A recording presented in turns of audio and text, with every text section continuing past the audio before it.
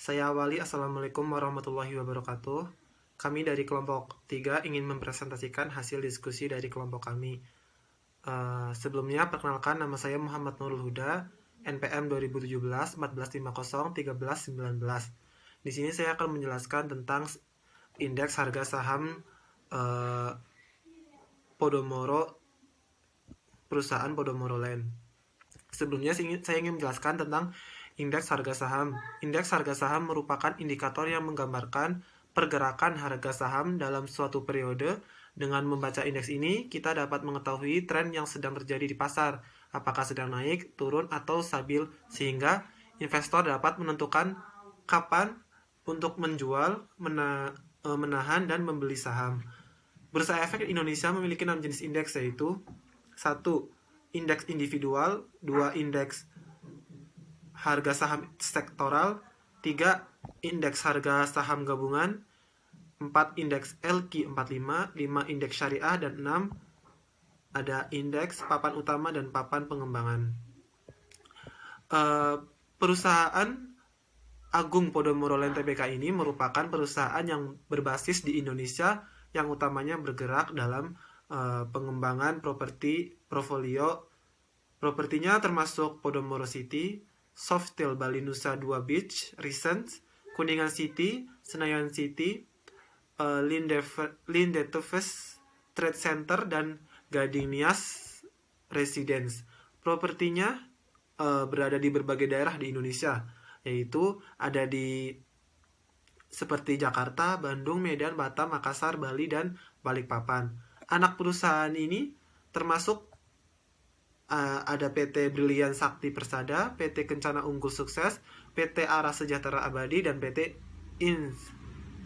Insatria Budi Karya Pratama. Seperti yang dapat kita lihat di data yang ada di kelompok 4, yaitu ada terakhir pembukaan tertinggi, terendah volume hingga perubahan ke persen. Untuk perusahaan Podomoro ini tertingginya yaitu dalam tahun 2021 sampai tahun 2021 dari bulan April sampai Mei, tertinggi yaitu ada 161, terendahnya 150, dan selisihnya adalah 11. Rata-ratanya ada 154 dan perubahan ke persennya adalah -2.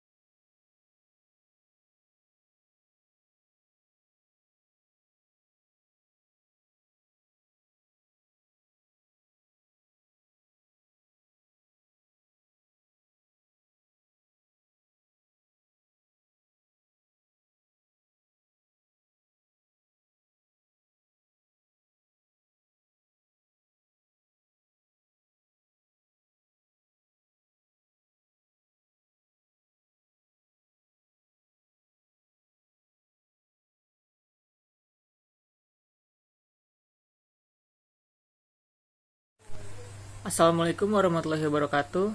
Nama saya David Nur Rahman, NPM 2017 1450 1285. Di video ini saya akan menjelaskan materi bab 10 tentang kontrak opsi saham atau disingkat KOS. Yang pertama, saya akan menjelaskan pengertian dari option. Option merupakan salah satu bentuk surat berharga derivatif atau turunan. Option atau opsi merupakan sebuah kontrak antara dua pihak di mana pihak yang membeli kontrak atau disebut taker mempunyai hak, namun bukan kewajiban, untuk membeli atau menjual sejumlah tertentu instrumen yang menjadi dasar dari kontrak tersebut, misalnya saham. Jadi, untuk mendapatkan hak tersebut, pihak taker harus membayar sejumlah premi kepada si penjual kontrak atau disebut writer. Instrumen dasarnya dapat berupa saham, indeks saham, mata uang asing, dan juga komoditas. Ada dua bentuk opsi yang dikenal, yaitu call option dan put option. Call option memberikan hak, bukan kewajiban, kepada taker untuk membeli sejumlah tertentu dari sebuah instrumen yang menjadi dasar kontrak tersebut. Dan sebaliknya, pull option memberikan hak, bukan kewajiban, kepada taker untuk menjual sejumlah tertentu dari sebuah instrumen yang menjadi dasar kontrak tersebut. Dan di sini juga ada istilah exercise price atau sering juga disebut strike price, merupakan harga yang telah disepakati dalam kontrak opsi tersebut. Sedangkan expiration date atau dapat diartikan sebagai waktu jatuh tempo, merupakan waktu yang disepakati untuk transaksi opsi dapat dilaksanakan. Aset atau instrumen yang menjadi dasar sebuah kontrak opsi disebut underlying asset. Dan di Bursa Efek Indonesia, kontrak opsi disebut KOS atau kontrak opsi saham. Jadi, KOS adalah efek yang memuat hak beli atau call option atau hak jual atau put option atas saham induk dalam jumlah dan harga pelaksanaan tertentu serta berlaku dalam periode tertentu. Call option sendiri adalah suatu kontrak di mana pembeli KOS diberi hak oleh penjual untuk membeli saham acuan dalam jumlah dan harga pelaksanaan serta berlaku dalam periode tertentu. Hak jual adalah suatu kontrak di mana pembeli diberi hak oleh penjual untuk menjual saham acuan dalam jumlah dan harga pelaksanaan serta berlaku dalam jangka waktu tertentu. Strike price sendiri merupakan harga tebus atas suatu saham acuan yang telah disepakati antara writer dan taker ketika terjadi perdagangan KOS yang dipertemukan dalam mesin perdagangan. Dan poin selanjutnya saya akan menjelaskan manfaat kontrak opsi saham. Manfaat kontrak opsi saham adalah yang pertama ada hedging. Hedging dilakukan investor yang sudah memiliki suatu saham atau berniat memiliki suatu saham dan mengkhawatirkan terjadinya fluktuasi harga yang akan merugikan investasinya. Jadi hedging itu untuk mengantisipasi turunnya nilai dengan cara membeli opsi dengan acuan saham yang dimiliki tersebut. Dan yang kedua ada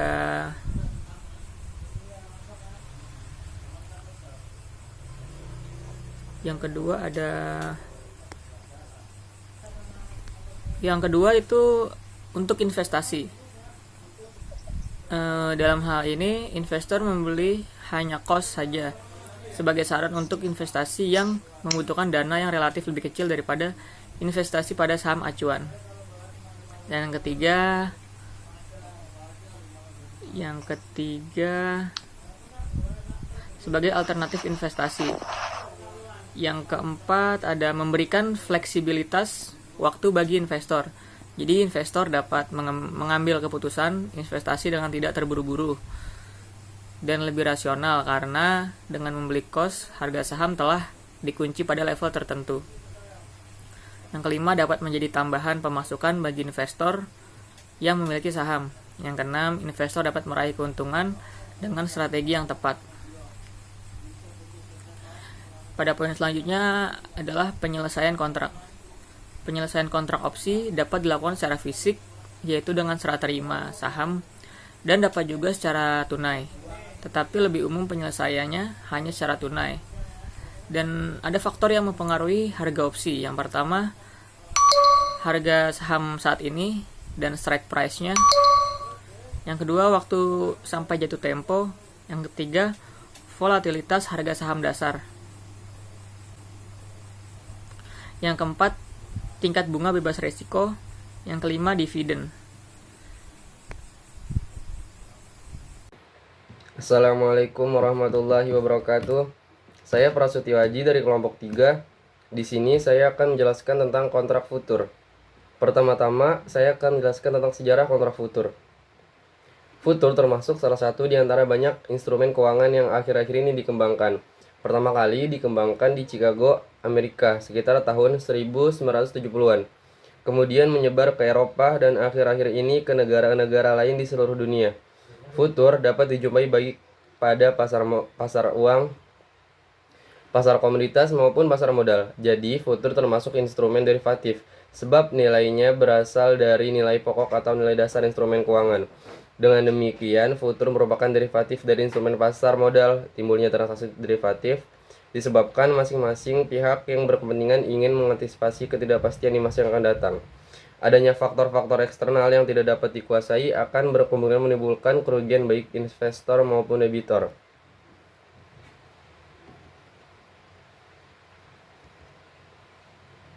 Dibandingkan dengan para investor, para manajer dapat memprediksi situasi perusahaan lebih tepat, mengingat manajemen lebih memahami kondisi internal perusahaan.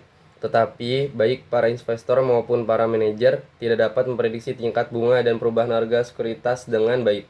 Salah satu cara untuk menghindari tingkat risiko tersebut adalah dengan mengadakan kontrak futur. Instrumen ini dimaksudkan untuk melindungi para investor maupun para manajer untuk menghindari tingkat risiko bunga dan perubahan harga sekuritas.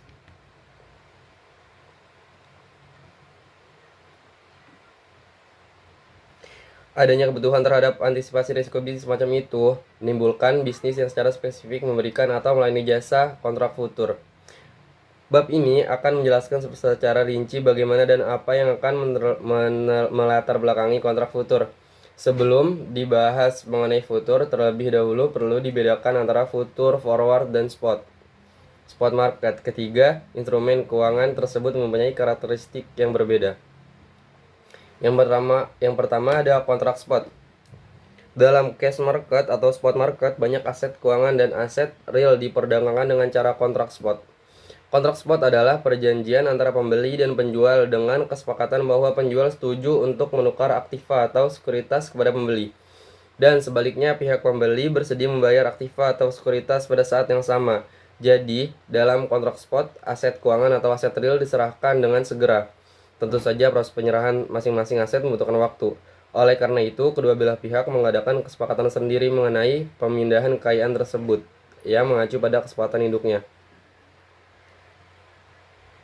Sifat dalam kontrak spot tersebut merupakan transaksi tukar-menukar secara simultan. Hal ini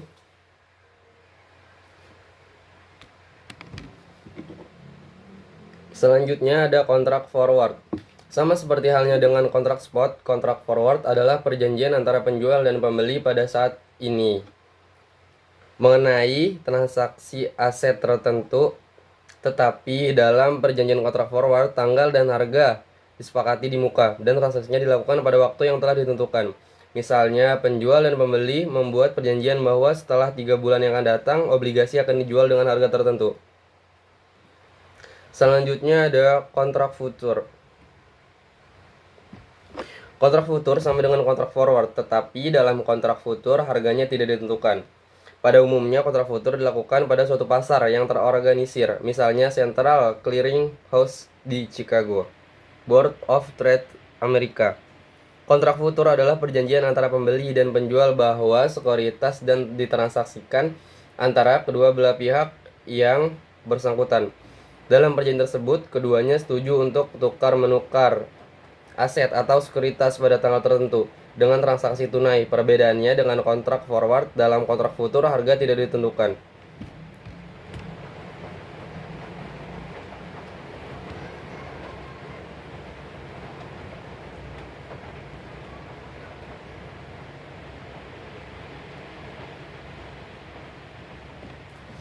Kontrak futur dapat berupa komoditas seperti bahan-bahan makanan ataupun komoditas industri yang disebut futur komoditas.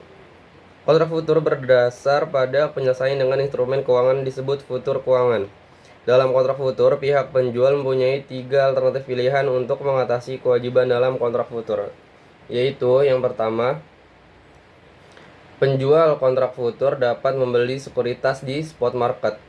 Apabila pada tanggal yang disepakati penjual kontrak tidak memiliki sekuritas tersebut akan diserahkan kepada pihak yang telah diberi janji, sedangkan pihak yang menerima sekuritas menyerahkan sejumlah harga yang disepakati.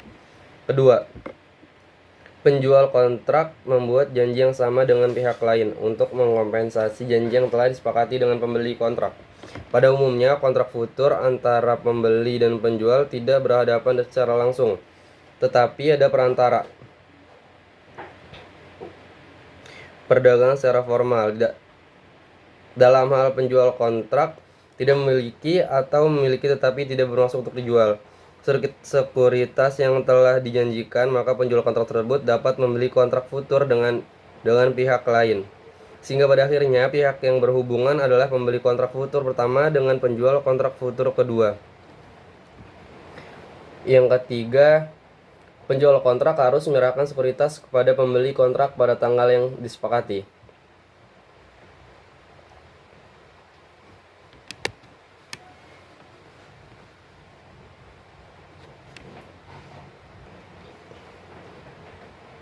Selanjutnya ada tipe hedging. Pada umumnya, pasar futur mempunyai 2 kegunaan, yaitu yang pertama spekulasi, yang kedua hedging. Spekulan membuat kontrak futur dengan harapan akan mendapatkan untung di masa akan datang. Sedangkan individu yang melakukan hedging dengan tujuan untuk menghindari risiko. Ada dua tipe hedging yang digunakan dalam kontrak futur, yaitu long hedging panjang, dan short hedging pendek. Long hedge digunakan untuk melindungi tingkat kenaikan harga, sedangkan short hedge untuk melindungi penurunan harga. Dalam pembahasan bab mengenai hubungan tingkat bunga dan harga sekuritas, diketahui adanya hubungan negatif antara tingkat bunga dengan harga sekuritas. Jadi, perubahan tingkat bunga mempengaruhi nilai sekuritas. Tipe hedging dipakai tergantung situasi. Suatu hal yang terpenting adalah bagaimana meminimalkan risiko.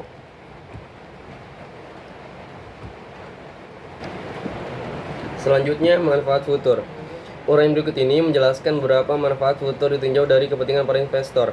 Kontrak futur bertujuan untuk melindungi fluktuasi harga. Dengan kontrak futur ini akan didapatkan adanya jaminan hasil yang konstan. Jika harga pasar sekuritas turun, investor masih dapat memperoleh tingkat hasil tertentu sebab hasil sekuritas sudah dijamin dan ditentukan dalam kontrak futur. Dari segi lain, kenaikan harga pasar sekuritas mengkompensasi kerugian kontrak futur di pasar. Investor memperoleh kepastian bahwa hasil kerugian kontrak futur di pasar.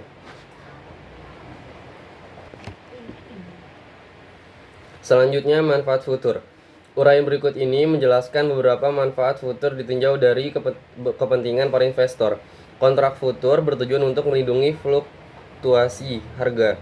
Dengan kontrak futur ini akan didapatkan adanya jaminan hasil yang konstan. Jika harga pasar sekuritas turun, investor masih dapat memperoleh tingkat hasil tertentu sebab hasil sekuritas sudah dijamin dan ditentukan dalam kontrak futur. Dari segi lain, kenaikan harga pasar sekuritas mengkompensasi kerugian kontrak futur di pasar. Investor memperoleh kepastian bahwa hasil pada setiap waktu adalah konstan. Tanpa memperhatikan perubahan harga pasar, apabila harga sekuritas turun, maka investor memperoleh keuntungan dari kontrak futur. Seperti dijelaskan pada short hedge atau pada